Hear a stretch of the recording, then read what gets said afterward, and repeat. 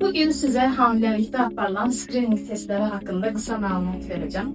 Hamilelik dövründə aparılan screening müayinələri körpənin sağlam inkişafını mərhələ-mərhələ izləmək və körpədə bəzi genetik xəstəlikləri və inkişaf problemlərinin riskini erkən mərhələdə aşkarlamaq məqsədi daşıyır. Hamiləlikdəki ilk screening testi ikili testdir və hamiləliyin ilk 3 ayında 11-14. həftələr arasında aparılır.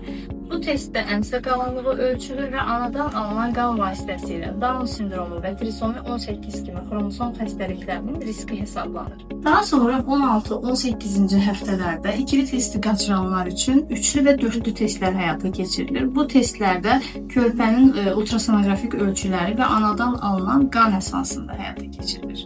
Bundan sonra 20-22-ci həftələr arasında anomaliyaların aşkarlanması üçün detallı ultrasəs müayinəsi aparılır və körpənin orqanları ilə anatomik quruluşu qiymətləndirilir. 24-28-ci həftələr arasında isə hamilənin və körpənin sağlamlığına ciddi təsirləri ola bilən hamiləlik şəkərini aşkarlamaq üçün şəkər yükləmə testi aparılır.